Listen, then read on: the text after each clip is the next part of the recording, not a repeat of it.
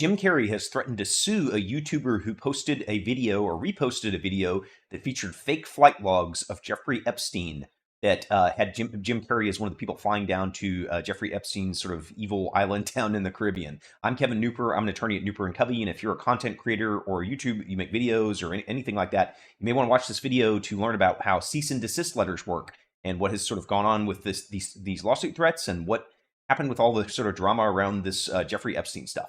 So Jeffrey Epstein, if you don't know what's been happening recently with that case, I mean, he's dead and gone, but his legacy, I guess, lives on, unfortunately. And one of the things that people are trying to do is to drag out more information about what happened, because obviously his death was very suspicious. Personally, I don't think he killed himself, but that's just me.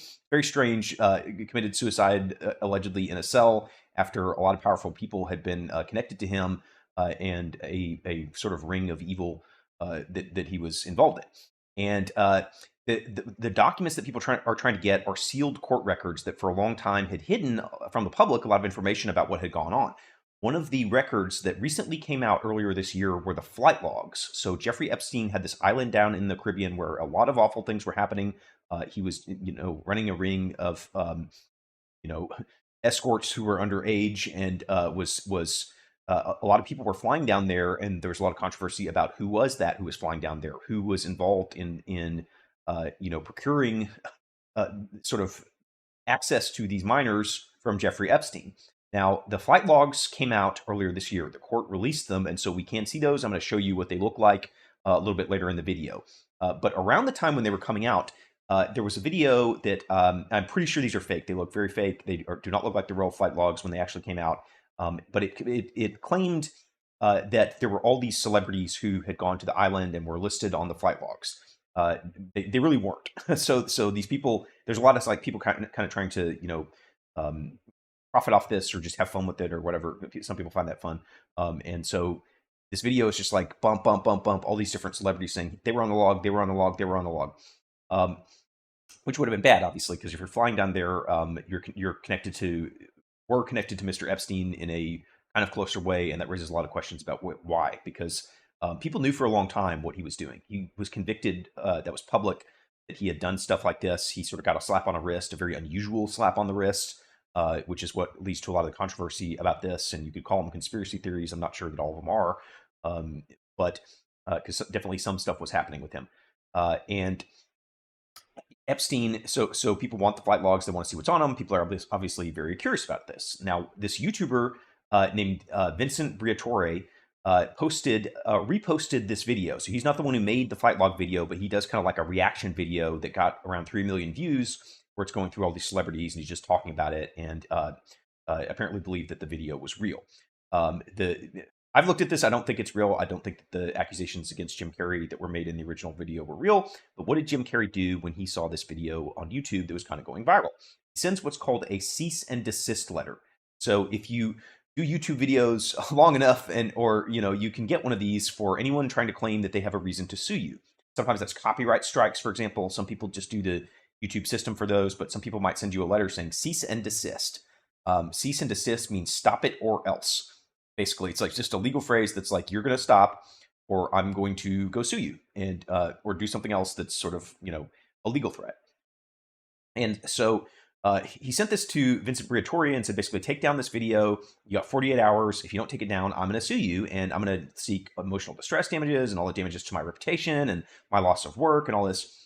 Vincent Briatore, so he's building up a decent-sized fan base, and if you look at a few of his videos, you can kind of see that he is not the type of person that you would expect to just sort of cease and desist. So what he does instead is goes and posts the letter online, so we can see at least part of it. He basically makes a video sort of being like, what are you going to do?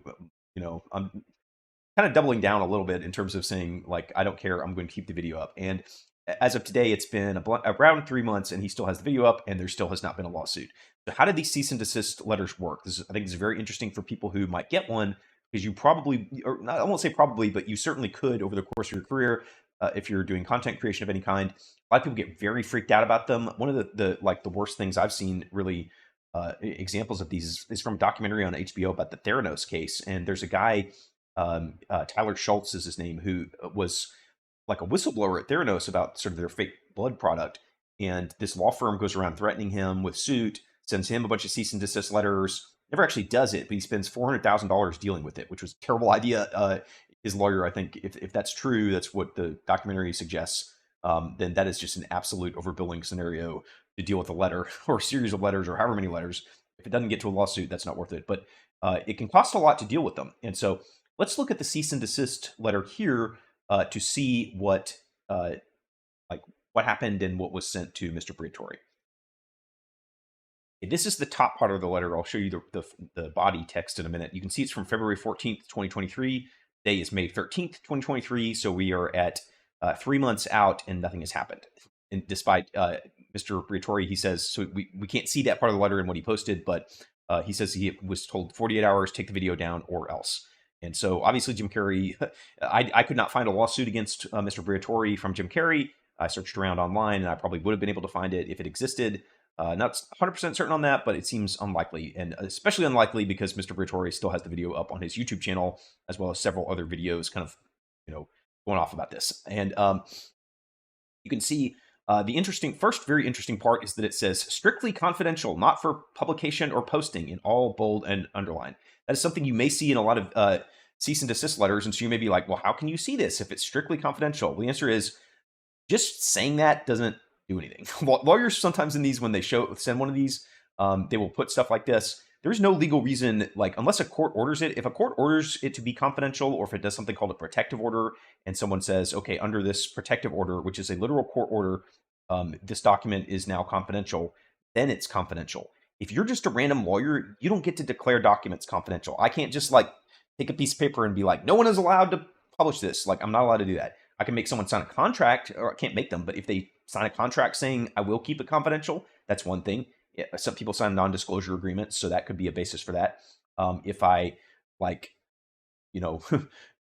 there is a court order or something like that, that can be confidential. I have, I as a lawyer, if I'm writing a letter for a client and it hasn't gone out yet, I have duties to keep stuff confidential.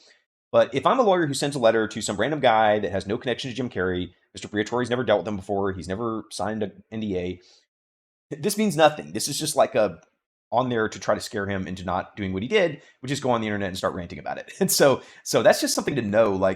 If you haven't signed an NDA,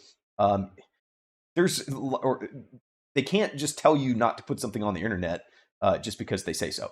And what he did is actually kind of smart, I think, to some degree. I'll show you a little bit about Mr. Briatore in a minute and sort of get into that. But if he seems like he may have the money to defend a lawsuit, and in that case, it's sort of a, guess what? You want to have this lawsuit, you're going to be all over YouTube for forever. And I'm sure he would have been if Jim Carrey had sued. And that, as we'll get into later, is something where I think that calculation is part of why Jim Carrey did not sue him, is that he starts ranting about it immediately. So let's see what the letter. Part of it, we can't see the whole thing, but just because he didn't show it, but I'm going to show you what we can't see. So this is the first part of it. He basically, they start saying you're posting this nonsense video, it's not true, and you can just kind of see that we have the top part where they're accusing him of making false claims in the video, that the accusations about Jim Carrey going on this flights to Jeffrey Epstein's island are false. And you put this on your Instagram channel, and a third party marked it false, and all this stuff. And then Mr. Briatore, in his sort of videos talking about it, says they threatened all this legal action against him in 48 hours if he didn't take it down. So did he take it down or not? Obviously not, or we wouldn't be here. Let's look at that. Here's just an excerpt of the video from Mr. Briatore's YouTube channel. You can see he just doesn't care. He left it up, and he kind of, in his video, he was like, if you just called me and been nice, then I would have taken it down. But basically, because you threatened me with all this stuff, I'm just going to go pound sand. So why didn't Jim Carrey sue him, though? That might be the question you're asking. So why, wait, I got a letter saying I'm going to be sued in 48 hours. Why am I not sued? Well, I would say often that does not happen. I can't promise you if you get a cease and desist letter, you're not going to get sued. You might well get sued. Why would he not want to sue Mr. Briatore? Let's walk through a couple of reasons why. I think probably that would have been a real bad idea, and that probably Jim Carrey decided not to, and decided discretion was the better part of valor on this. And let's look at that. First reason is that I would say is that Mr. Briatore, at least, so I don't know whether this is true or not. I don't know anything about his financial situation, but he claims that he's basically made a small fortune by investing in blockchain technology and Bitcoin type stuff. He calls himself the Ethereum evangelist. Certainly, if he got in on that one early, then he probably does have a decent amount of money and all this sort of Bitcoin type stuff. Real or not, I don't know. He says he's the cryptodamus. If he's cryptodamus, then he might have made some very good predictions. Only reason I say I don't know is just because like there's a lot of smoke in the crypto sphere, and so there are a lot of people who got very rich. There are a lot of people who like own pictures of dogs and clowns and things, and that aren't really worth much anymore. Whatever. But let's assume he has money. He says he does, and he's certainly just messing around on YouTube. So maybe he has money to just mess around on YouTube. And if he does have money, and he wouldn't even need a small fortune to do this, or maybe you'd consider it a small fortune, for a couple $100,000 would sort of give you enough to go do a pretty solid defense, even through a trial, to like a lawsuit like the one Jim Carrey was threatening. Sometimes they can be they can be tens of millions if it's super complex. Question of this, really, if let's assume this went to trial. It seems like Mr. Briatore probably can't contest whether these flight logs are real or not. But there's still the question of, was Jim Carrey's reputation damaged? So that becomes sort of like the big problem for Jim Carrey in trying to do this lawsuit. I'll just show you the title to this article. I'm not going to get into all of it, but you can just see this is like one of these summary listicles, and the fact that there's enough to have a listicle is like it should tell you a lot. So it's called Jim Carrey's Creepy History with Women, from Wanting Babies with Emma Stone to Dreaming About Killing His Own Mom. And the Emma Stone thing was very creepy. It was like I would personally agree with that. That's an opinion, but it seemed pretty creepy. Some video he does. There's actually several videos of him with like reporters and at the Oscars and just doing stuff that you're kind of like, what are you doing? There's a whole thing with his ex-girlfriend. I don't know the truth of that, but there were a lot of news stories about that. Jim Carrey has a long history of doing stuff that is questionable, is maybe the way to put it. Not Epstein Island level questionable, but well, there's stuff with his girlfriend that I don't know, but he disputes all that. But the problem, just from a legal strategy perspective, is when you literally have a bunch of articles written about you about your creepy history with women, and you're going to sue someone for reputational damage from posting this Instagram video or reposting it on YouTube. That's a problem. And why is that a problem for Jim Carrey? Because he tries to sue him. A lawsuit goes into something called discovery. So I think part of what Briatore may have been thinking when he's getting the cease and desist and just goes, whatever, go ahead and sue me, is if Briatore and his lawyers got to go in and question Jim Carrey and seek evidence from Jim Carrey about, like, what has your reputation been damaged? One of the first arguments they're going to make is, well, you don't have much of a reputation, do you? And in order to prove that, they would have to put Jim Carrey under a deposition about like everything he did with women, everything that happened publicly with women. That would be the whole trial, is all the stuff Jim Carrey did with women. Do you really have a reputation? Mr. Briatore, part of what he kind of jokes about in his videos, that Jim Carrey was claiming that his career was being ruined by the video, and Briatore's like, what are you even doing now? And Jim Carrey's gone from Twitter. He's like just off painting, I guess, or sort of these weird paintings. But he does not seem to have, like, voluntarily does not seem to want much of a movie career anymore. He's kind of said that he retired or whatever. So that makes it hard to sue for damage to your career. And then reputation, it's just kind of like, I don't know that this video is the reason why Jim Carrey has a bad reputation. And the video itself, if you go look at it, I won't repost it just because it really does have a lot of celebrities who do not appear to have, like, at least flown on this plane to what they call Lolita Island, which you don't know what Lolita is. It's a very book by Nabokov. It's in a song by the Police. It's a reference to a book about a inappropriate relationship between an older man and a younger woman who is inappropriately younger or illegally younger, I guess. And so Jim Carrey, like, there's no like allegations of that I've seen or anything about him. There's no and the people in the video are not like the only one I think that supposedly flew on this is maybe Bill Gates, who has a lot of problems with Jeffrey Epstein and really was having contact with him after he was known to be convicted of stuff and should not have been doing that. And you wonder why he was doing that, supposedly for philanthropic donations. But you kind of want, like, Bill Gates has a lot of money, should make donations. So that's a whole aside. But so what are these flight logs? Are these real? How do we know that Jim Carrey's not on them? Well, let's look at them. So here's the release version. You can see it's a government exhibit from one of these cases. And this, a lot of it's hard to read, like to see who's what. A lot of they're using initials. There's some various people here. This goes back to like 1991, and so the names and stuff you don't know. They have Jeffrey Epstein, someone named Dana, Jeffrey plus one female, someone named Roger. At some point, the pilots start using like like JE for Jeffrey Epstein. I don't know who. I guess GM is Ghislaine Maxwell. I'm not supposed to pronounce it that way, but I will because that's you can be Ghislaine forever from as far as I'm concerned, even though what she's done. Then Ellen AS. So you don't know who a lot of these people are. The one name I saw, like Alan Dershowitz, is a famous lawyer. He's had a whole bunch of stuff. He says he wasn't involved in any of the stuff that they were doing. This is back 2005, but this shows him on the plane flight down to this island that Larry Summers, that's like a big political guy. Sandy Berger, also a big political guy who actually, Sandy Berger, that's an interesting one. Sandy Berger, let me 100% confirm before I start saying something about him, but let me, my memory of this. Okay, I want to inject. I'm in a video on defamation, so I want to be sure what I say is right. So if you like conspiracy theories, you're going to want to hear about Sandy Berger. So he was like the guy in charge of national security under President Clinton in the time just before 9/11, right? So he's the guy up to 2000. So 9/11 happens in 2001. Clinton is president until early January 2001. So Sandy Berger's like kind of the guy who botched this, essentially. Like, why was 9/11 allowed to happen?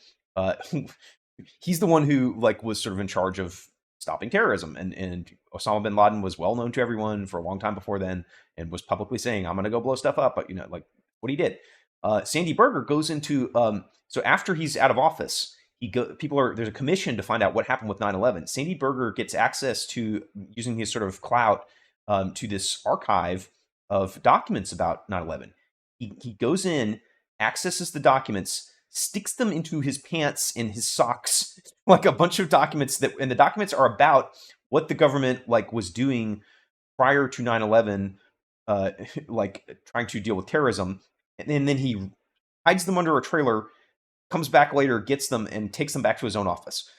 So you want to say Jeffrey Epstein was weird. That's a little weird too. If you like conspiracy theories, he did get, caught doing this, but it's sort of like, okay. So that's a little aside.